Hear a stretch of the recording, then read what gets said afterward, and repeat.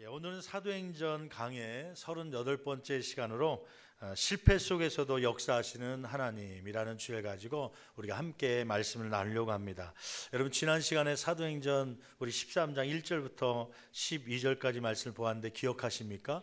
바울 사도가 처음 제1차 전도여행을 떠나면서 들렸던 섬이 있었죠. 거기가 어디냐면 구브로라고 하는 섬입니다. 지난 주간에 제가 이렇게 얘기하다 보니까 구브로가 서울부터 대전까지 거리인데 1800km라고 그랬더니요, 그걸 아마 적어 놓으신 것 같아요. 목사님 설교 끝났더니 1800km가 아닌데요, 대전이면 한 200km 안팎인데요, 1800km가 아니라 180km를 제가 잘못 얘기한 것 같아요. 180km 정도 되는 이 거리인데 그것을 다니면서 복음을 증거하죠. 아마 날짜로는 얼마나 지내는지 모르지만 교통편이 좋지 않았던 그 시절이기 때문에 배를 타고 들어가고 또 그 안에서 막 다니다 보면 아마 수주일이 지나고 몇 달이 지났을지 모르죠. 결과로는 그 바보항이라고 하는 곳에 가서 바예수라고 하는 마술사를 만나게 되었고, 또 그 안에 총독 서기오 바울이라고 하는 사람에게 복음을 증거하며 전도하게 되죠. 그것을 막으려고 했던 사탄이 바예수에게 들어가서 박해를 하고 예수를 못 믿도록 막지만은 결국 그의 눈이 멀게 되었고, 그 광경을 본 서기오 바울이 변화되어서 예수를 믿게 되는, 그래서 사실은 그 큰 섬 하나에서 열매는 딱 한 사람이었습니다. 서기오 바울 한 사람의 그 변화를 갖게 되었지만, 어떻게 보면 거기에 가서 썼던 경비 또 시간, 노력에 비한다면 한 사람이 결실된 것은 실패인 것처럼 보이기도 하죠. 그런데 하나님은 누가복음 15장 7절 말씀에 뭐라고 말씀하냐면 99명의 회개할 것 없는 의인보다도 천국에서는 회개함으로 들어오는 한 영혼이 너무 기뻐서 잔치를 벌인다고 하는 말씀을 하세요. 천하보다 귀하게 여기시는 한 영혼을 사랑하시는 하나님의 마음으로 구브로라고 하는 섬에서 한 영혼의 열매밖에 없었지만 하나님을 기쁘시게 하는 사역이 된 줄 믿습니다. 이러한 한 영혼을 소중하게 여기는 저와 여러분 되길 바라고, 오늘은 이제 구브로를 떠나서 이제는 섬에서 다시 육지로 들어가는 바울 사도의 두 번째 선교지를 우리가 발견하려고 하는데, 한번 지도를 한번 띄울 수 있나요? 지도를 띄워보시면 이제 어디로 이동하는지 오늘 말씀을 통해서 한번 볼게요. 지난주 보았던 지도 가운데 저기 네모칸한 곳이 이제 밑에 구브로라고 하는 곳에서 배를 타고 올라갔는데 버가라고 하는 곳에 갑니다. 버가. 사실 버가가 목적지가 아니라 그 위에 보면, 버가 바로 위에 보면 안디옥이라는 곳이 있어요. 성경에 보면 안디옥이라는 곳이 두 곳이 나와요. 바울 사도와 바나바를 파송했던, 지금 저 잘려 있는데 저쪽 섬 오른쪽에 처음 파송했던 안디옥 교회가 있는 그 교회를 얘기하죠. 나오나요 지금요? 저기가 안디옥이 첫 번째 안디옥 교회가 있는 곳이고, 같은 이름으로 안디옥이기 때문에 비시디아 안디옥이라고 부릅니다. 이제 두 번째 도착하는 곳은 비시디아 안디옥인데, 비시디아 안디옥에 들어가서 복음을 증거하기 전에 돌발 상황이 하나 생깁니다. 어떤 상황이냐면 그 버가라고 하는 곳에서요, 지금 네모칸 친 버가라는 곳에서 그곳에 도착하자마자, 육지에 도착하자마자 마가라고 불렸던 요한이, 그만 선교 여행에 동참했던 요한이 포기하고 집으로 돌아갑니다. 한번 13장 13절 볼까요? 사도행전 13장 13절 말씀 같이 한 목소리로 봉독합니다. 바울과 및 동행하는 사람들이 바보에서 배 타고 밤빌리아에 있는 버가에 이르니, 그러니까 밤빌리아는 우리식으로 하면 충청도 안에 대전이 있다 이렇게 얘기하는 것처럼 밤빌리아는 지역을 얘기합니다. 그 지역 안에 어디로 들어갔냐면 버가성이라고 하는 도시로 들어가게 되죠. 근데 거기에 도착하자마자 배를 타고 도착했더니 거기에 마가라는 요한이 어떻게 했다는 거예요? 계속 읽어볼까요? 요한은 그들에게서 떠나 예루살렘으로 돌아가고, 예루살렘으로 돌아간 것입니다. 마가 요한이요. 계획된 것이 아니라 원래는 1차 전도여행 끝까지 같이 동참하기로 돼 있었는데, 마가 요한이 그만 어떤 이유인지 성경엔 정확하게 나와 있지 않지만은, 그러나 긍정적으로 간 것이 아니라 부정적인 사건으로 인해서 결국은 예루살렘으로 들어간 것이죠. 그래서 이제 두 번째 이제 단락으로 들어가는데, 이 버가에서 왜 마가 요한이 갑작스럽게 선교팀에 무리에서 떨어져서 이렇게 고향 예루살렘으로 돌아갔을까? 그러한 설에 대해서 신학자들이 한 세 가지로 요약을 합니다. 첫째는 향수병 때문이다. 향수병. 영어로는 이제 홈시크라고 그러죠. 이 고향을 생각하는 병이요. 보통 이제 미국에 있다 보면 유학으로 오는 아이들이 있습니다. 혹은 이제 이민을 오시는 분들이 있어요. 장기적으로 6개월 혹은 1년을 바라보고, 혹은 어떤 분은 5년, 10년을 바라보고 이민 타국에 오는 경우가 있는데요. 그분들에게 제가 부탁하는 말씀이 있었어요. 그건 뭐냐면 어떠한 일이 있어도 3개월에서 6개월은 꼭 버텨야 됩니다. 왜냐하면은 타 지역에 가면 한 달, 두 달은요 재밌습니다. 새로운 처음 보는 지역이고 또 처음 먹어보는 햄버거고 피자니까 막 먹고 그러지만은 한 3개월쯤 되면은요 그때부터 이 향수병이 생각나고요. 엄마가 끓여준 된장찌개, 김치찌개가 그립기도 하고 또 같이 지냈던 친구들이 그립기도 하고 그러면서 맨날 저녁 때 되면 해가 질 무렵 되면 눈물 흘리면서 고향 땅을 바라보고 나 갈래 그러는 아이들이 있어요. 그러다가 유학을 10명이 오면 거의 3, 4명은 포기하고 6개월 안팎으로 해서 다시 본국으로 돌아가는 경우가 있거든요. 그래서 실패하는 경우가 있습니다. 이 향수병 때문에 그런 것이 아닌가 그런 생각을 한 거죠. 왜냐하면 이 마가 요한이 돌아가는데 어디로 돌아갔다는 거예요? 13절 하반절 말씀 보니까 예루살렘으로 돌아갔다. 예루살렘은 이 마가 요한의 집이 있는 곳입니다. 아마 엄마의 품이 그립고 또 젊은 나이이기 때문에 처음 바깥에 나왔기 때문에 그 고향이 그리워서 갔을 것이다. 그 향수병에 대한 문제 때문에 갔을 것이라고 하는 설이죠. 또 마가 요한이 예루살렘으로 돌아간 이유는 무엇인가? 두 번째로는 선교여행의 험난함 때문일 것이다 얘기하는 분들이 있어요. 왜냐하면은 지금 처음 이 선교여행을 떠난 마가 요한은요 원래는 집이 부유한 가정이었습니다. 한번 성경 말씀 찾아볼까요? 사도행전 12장 12절 말씀 볼까요? 사도행전 12장 12절 말씀 같이 한 목소리로 봉독하시겠습니다. 깨닫고 마가라 하는 요한의 어머니 마리아의 집에 가니, 이 배경은 우리가 지난번에 보았듯이 베드로가 감옥에 갇혔다가 성령의 인도함 따라 나오게 되잖아요. 성령님께서 나를 인도하셨구나. 그걸 깨닫고 이제 성도들이 기도하고 있는 곳으로 가는데 어디로 갔다는 거예요? 그 당시에 많은 사람들이 모였던 곳이 어디냐면 마리아라고 하는 사람의 집인데 누구의 어머니라는 거예요? 요한의 어머니. 그러니까 여기서 나오는 마가 요한의 어머니입니다. 우리가 흔히들 예수님이 승천하신 후에 제자들이 한 곳에 모여서 기도하는 중에 성령을 받게 되었다. 오순절 다락방에서 오순절 그 성령의 역사를 받았다고 하는 그러한 설교를 많이 듣잖아요. 그 다락방이 어디라고 얘기하냐면 이 마가의 다락방이라고 얘기해요. 마가 요한의 다락방. 이 집이죠. 그러니까 막 120명이 막 그 이상의 사람들이 한 집에 모일 정도면요. 집이 얼마나 큰 거예요? 제가 한번 물어볼게요. 여러분들 집이 120명이 들어와서 식사할 정도의 집이 있는 분 있어요? 제가 볼 때는 우리 교회는 그 정도의 집은 없는 것 같아요. 50평, 60평까지 있어도 120명이 막 거기 모여서 하루 종일 몇 박 며칠 세우면서 밥을 먹을 정도의 집은 아닌 것 같아요. 근데 이 마리아의 집이 그 정도의 집이었어요. 그 아들이 누구냐면 마가 요한입니다. 그러니까 부유한 가정에서 자라다 보니까 선교 여행을 갔는데, 선교 여행 가면요 잠자리가 불편하거든요. 우리도 단기 선교 가보고 그러지만 좋은 숙소에 머물 수가 없어요. 왜냐하면 그 비용이 있으면 선교지에 선교사를 돕기도 하고 선교비로 사용하기 위한 그런 욕심이 있기 때문에 좋은 자리에 못 들어갑니다. 그래서 우리식으로 하면 여관급으로 들어가요.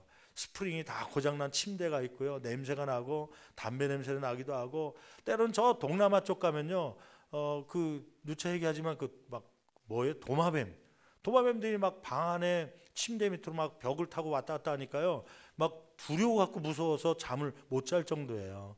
그러니 이 선교지에 나왔던 마가 요한이요, 좋은 환경 속에 있던 마가 요한이 얼마나 힘들었겠습니까? 더군다나 선교하면, 선교지 가면 대접을 받고 누가 좀 반찬 좀 사주고 막 그럴 줄 알았는데, 아니 바예수라는 사람이 그 굽으로 섬에 갔더니 오히려 박해를 하고요, 예수 못 믿게 하려고 막 그 핍박을 하는, 막 협박까지 위협까지 주는 모습을 보면서 야, 저러다가 바울 또 스데반이 죽었던 것처럼 돌에 맞아 우리도 죽는 거 아닌가, 막 그런 생각을 갖고 겁이 나서 집으로 돌아갔다, 그런 이야기를 하는 분들이 있습니다.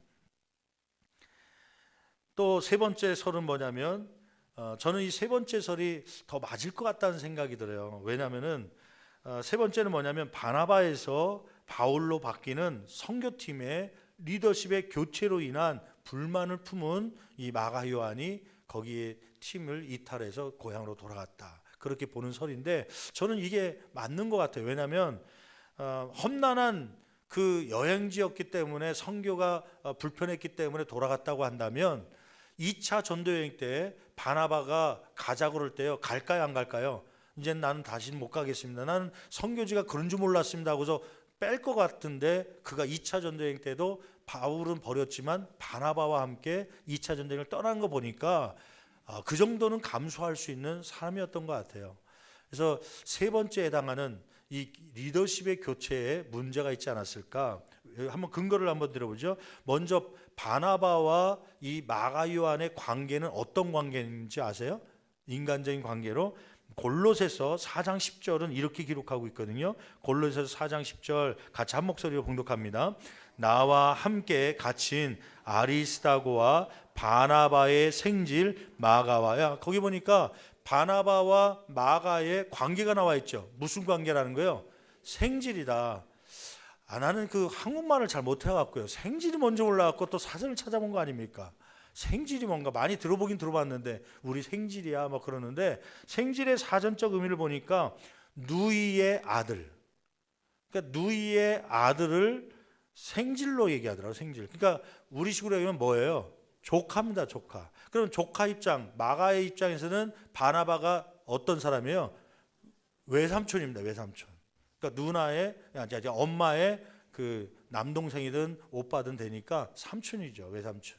그러니까 외삼촌과 조카가 아마 이제 바나바도 부유한 환경 속에 있었죠. 왜냐하면 밭을 팔아서 가난한 사람을 도울 정도니까 물질적으로 풍요한 삶이었는데, 바나바는 인격적인 사람이라서요, 아주 성품이 좋아서 많은 사람들에게 칭찬받는 사람이었잖아요.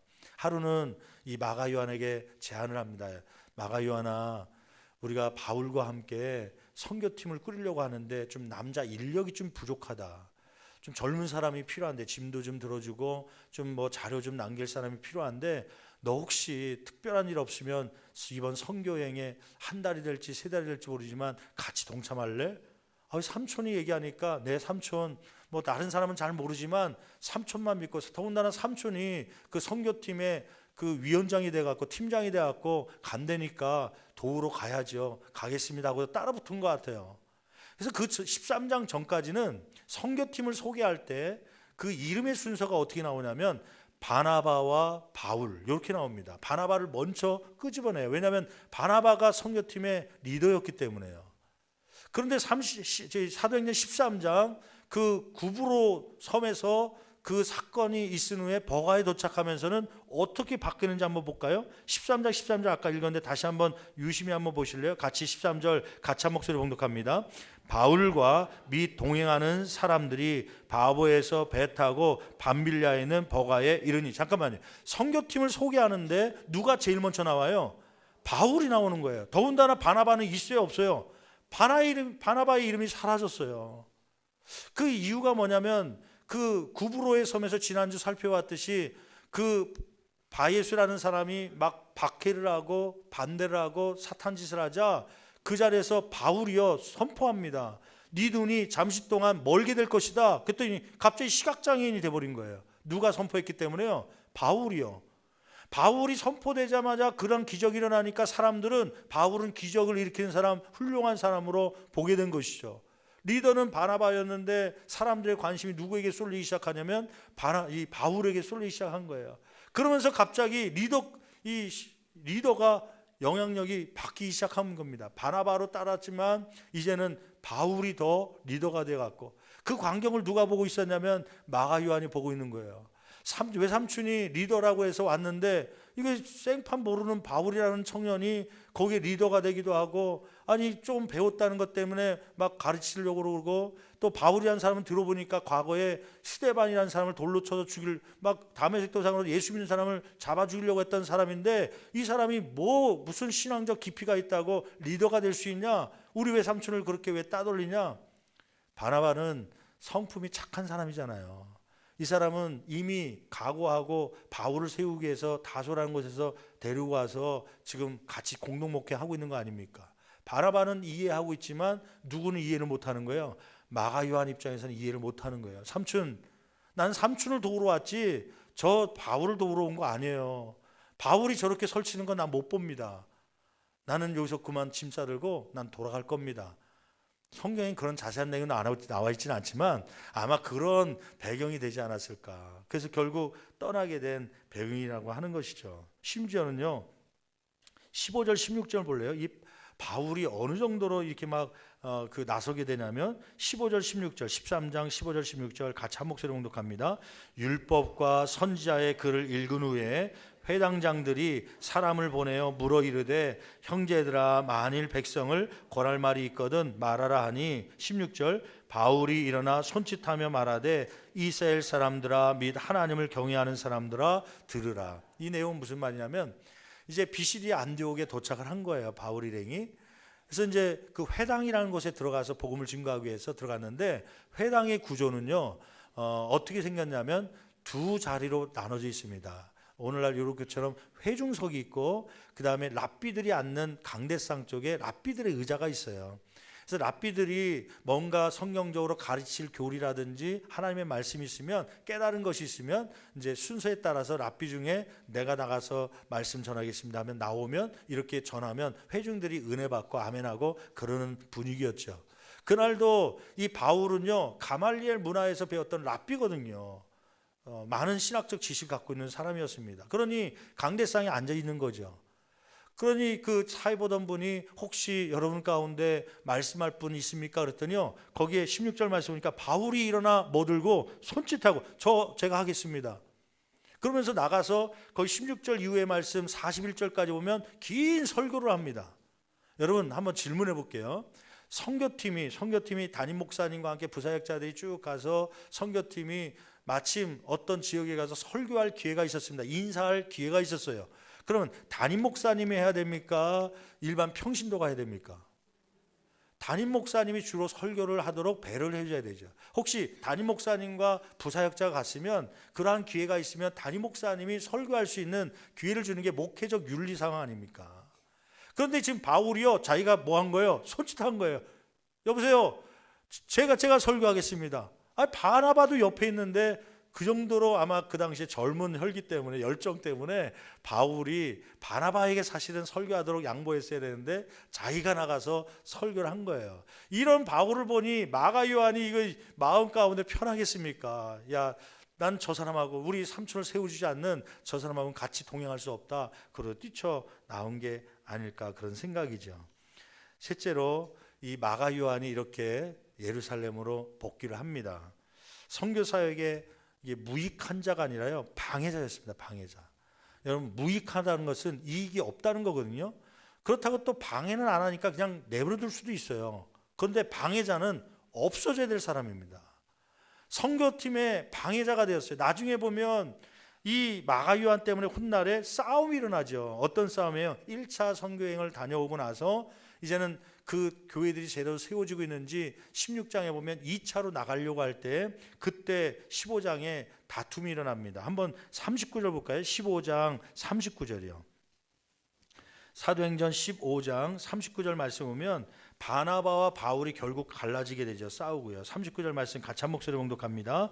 서로 심히 다투어 피차 갈라서니 바나바는 누구를 데리고요? 마가를 데리고 배 타고 구브로로 가고 나중에 보면 바울은 실라를 데리고 나눠집니다. 그러니까 바나바와 바울이 심하게 다투고 여기서 깨닫는 건 뭐냐면 목사님들도 싸운다는 거예요? 안 싸운다는 거예요? 어떻게 또 그렇게 좋아합니까? 싸운다는 얘기를 합니까?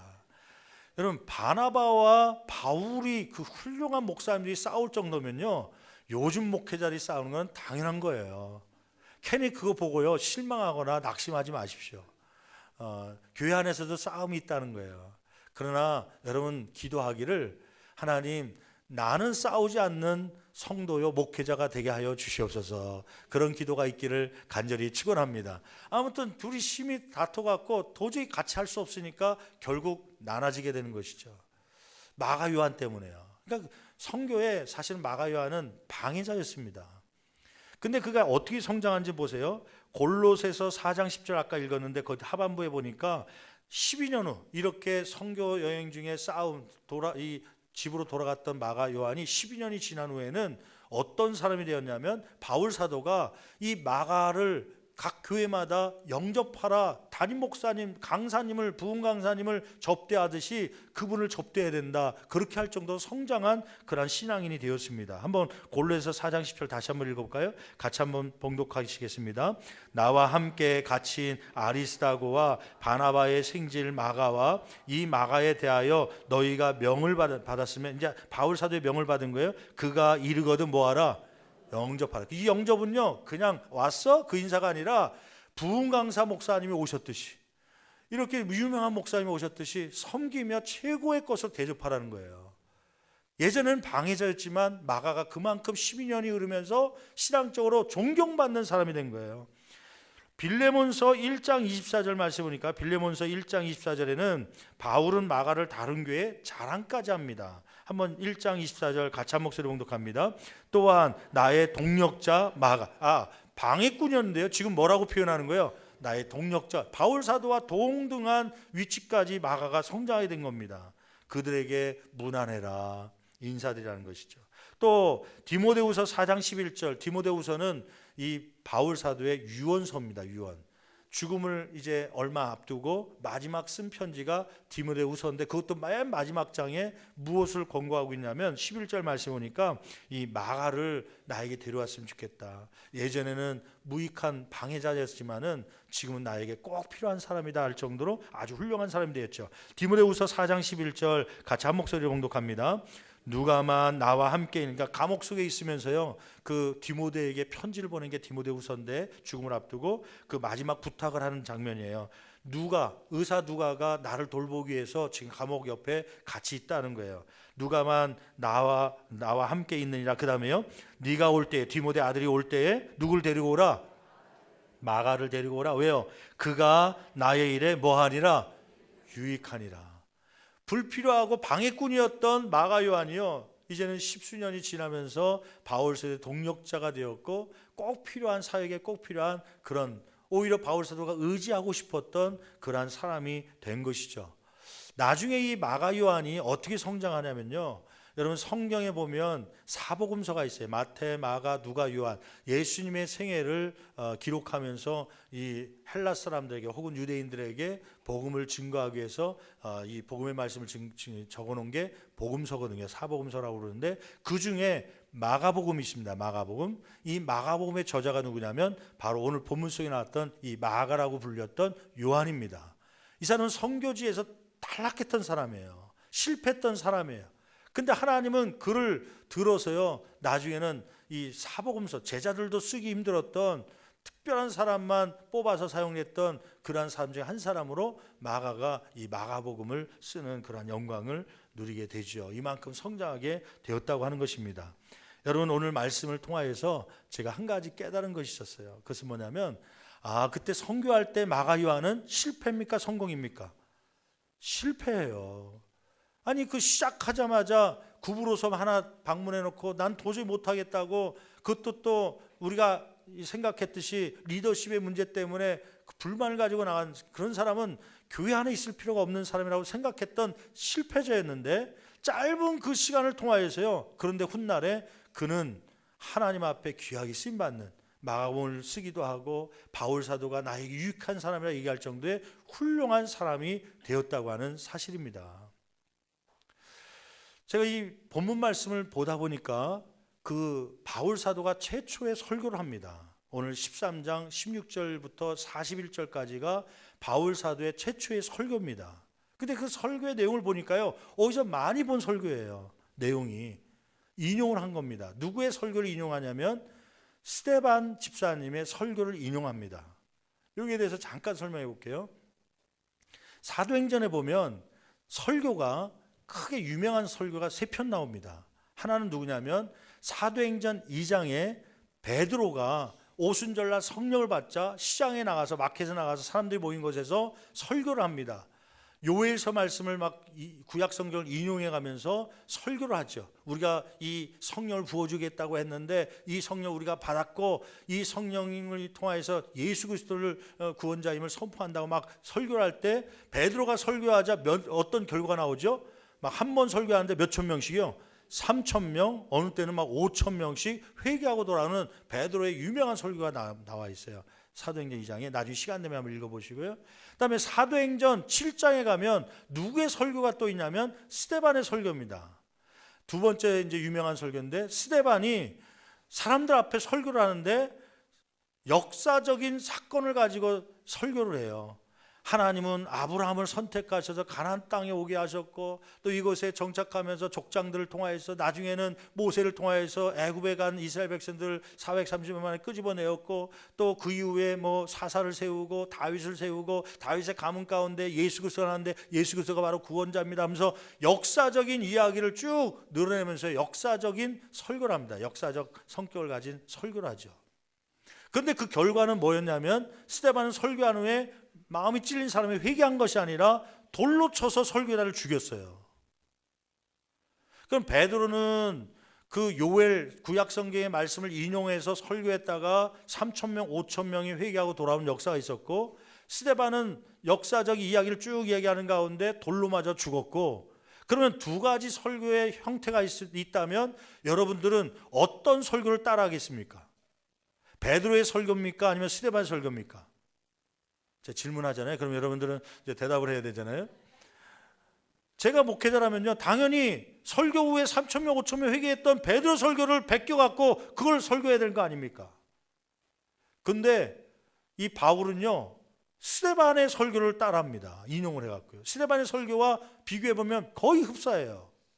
역사적인 내용을 가지고 스데반이 그 설교했다가 죽었는데 그 설교를 가지고 설교를 하더라고요. 왜 그럴까? 근데 그 광경을 보면서 제가 또 하나 깨달은 것이 있었어요. 그것은 뭐냐면 여러분 스데반이 설교했다가 나중에 돌로 맞아 죽었다는 이야기 예전에 들었잖아요. 그 돌로 맞아 죽었을 때 그 스데반이 죽은 모습을 제일 앞에 서서 보았던 사람이 하나 있었어요. 누구예요? 사울, 바울입니다. 지금 변화돼서 지금은 복음을 증거하는 사람이 됐지만 변화되기 전에 이 사람은 스데반이 돌에 맞아 죽는 거 앞장섰던 사람이에요. 스데반이 그 설교, 역사적 설교를 할 때 아브라함이 어떻고 이스라엘이 어떻고 하나님이 이렇게 인도하셨다 역사적인 배경을 통해서 하나님을 선전할 때 그는 마음이 찔림을 받았지만 돌을 던져서 죽였던 사람이에요. 변화되지 않았던 사람이에요. 한 명도 변화되지 않고 그 안에서 돌로 쳐서 오히려 설교한 사람을 죽였던 그러한 상황이었죠. 그런데 수년이 흐른 후에 바울 사도는요, 그때 은혜 받았지 않았던 것 같은데 그 말씀을 기억하고 그 말씀을 그대로 믿지 않는 자들에게 선전하는 그 설교가가 된 것입니다. 그러면 제가 질문해 볼게요. 그 스데반의 설교 한편하고 그는 돌 맞아 죽었거든요. 그는 실패입니까? 성공입니까? 성공이네요. 난 그때는 그 설교 한편하고 죽었으니 한 명도 변화되지 않고 죽었으니 난 실패라고 생각했거든요. 그런데 나중에 몇 장을 지나서 보니까 바울 사도가 그 설교를 따라하고 있는 거예요. 그래서 2부 때는요, 우리 선생님들에게 그런 얘기를 했어요. 주일학교 선생님들이 2부 예배 때는 많이 나오거든요. 여러분, 유치부에서 아이들에게 한편의 설교하는 거, 분반 공부를 가르치면서 성경 이야기하는 거, 그때는 애들이 떠들고 장난치고 안 듣는 것 같지만 오늘 기도할 때 하나님, 이 사울 같은 사람이 그때는 오히려 설교를 듣고 돌 집어던지고 오히려 아무것도 안 되는 것 같고 변화가 안 된 것 같지만 나중에 그 설교를 또 가르치는 그러한 훌륭한 목회자가 된 것처럼 우리 선생님들이 전하는 분반 공부 시간에 짧은 바울의 이야기, 다윗의 이야기, 솔로몬의 이야기가 이 아이들이 훗날에 10년, 20년 커서 때로는 선생님이 되기도 하고 구역장이 되기도 하고 때로는 목회자가 되어서 그 말씀, 어렸을 때 들었던 선생님의 말씀을 그대로 전할 수 있는 훌륭한 과정이 되게 하여 주시옵소서. 여러분, 구역장들이 가끔은 그런 생각을 할 거예요. 이거 말씀 전하면 우리 할머니 집사님이 제대로 이해를 하려나. 구역 식구들 데리고 뭐 찬송을 부르고 뭐 기도하면 이것이 얼마나 효과가 될까. 그런데 기억하십시오. 하나님은 실패 가운데서도 역사하시는 분이십니다. 마가 요한이 집으로 돌아갈 때 실패처럼 보였죠. 근데 마가 요한이요 나중에 그렇게 성장할 줄 어떻게 알았습니까? 그가 2차 바나바를 따라서 전도행을 떠나기도 하고 그가 복음을 증거하는 훌륭한 목회자가 되었던 것은 바로 그 순간, 실패였지만 짧은 순간 선교에 동참했기 때문입니다. 여러분 혹시 지난 한 해 동안 한번 이 사역을 해볼까? 그 사역을 하다가 또 주방에 한번 가볼까 하다가 마음에 상처를 받아서 한 달 하다가 하루 하다가 에이 나 못하겠어요 그만두신 분이 있습니까? 걱정하지 마십시오. 하나님은 그 사람 하루 했던 것 1년 했던 것 채우지 못하고 한 달 만에 그만뒀을지라도 그를 실패로 만들지 아니하고 마가와 같이 사용하실 것이고, 때로는 스데반이 한편의 설교를 전하고 그는 아무런 열매 없이 죽지만은 그 설교가 바울에게 전달되어서 또 증거되는 역사처럼 그러한 역사가 우리의 삶 가운데 일어나게 될 줄 믿습니다. 아멘. 여러분 오늘 말씀을 통하여서 이 실패, 하나님은 실패를 통하여서 역사하신다는 그 말씀을 기억하십시오. 에디슨이 발명왕이라고 하는 별명을 받았죠. 기자들이 와서 에디슨에게 물어봅니다. 심지어는 수많은 실험을 하고도 얻은 것이 없자 그의 조수마저 한탄을 합니다. 이렇게 많이 실패를 경험하는데 또 만들어야 됩니까? 그런 얘기를 할 때 이 에디슨이 얘기하죠. 지금까지 아무런 결과를 얻지 못했다고 생각하십니까? 천연고무를 찾아낸 데만 해도 5만 가지의 방법이 다 비효과적이라는 사실을 우리가 알아내지 않았습니까? 그러므로 그 실패는 이 방법으로 하면 안 된다고 하는 그런 것을 깨닫게 된 또 다른 성공입니다 라는 얘기를 해요. 많은 사람들 중에 실패를 경험한 사람이 있죠. IBM의 설립자 토마스 왓슨이라는 사람이 성공하는 방법은 실패율을 2배로 높이는 것입니다. 실패를 더 높여야 그 안에 성공이 있다는 것이에요. 여러분 지난 한 주간에 지나오면서 혹시 가정사역에 남편과의 관계 속에서 실패한 것이 있습니까? 뭔가 자녀하고 대화를 시도해 보려다가 실패한 것이 있습니까? 뭔가 사업 가운데 해보려다 실패한 것이 있습니까? 여러분 그 실패를 두려워하지 마십시오. 그 실패한 것 때문에 하나님은 더 큰 성공을 주실 줄 믿습니다. 마가에게 주셨던 성공처럼, 스데반 집사님에게 주셨던 성공처럼 그러한 성공을 주시는 것이죠. 델 컴퓨터의 마이클 델이 이러한 이야기를 합니다. 또 실패했습니까? 그것은 성공이 그만큼 가까워졌다는 뜻입니다.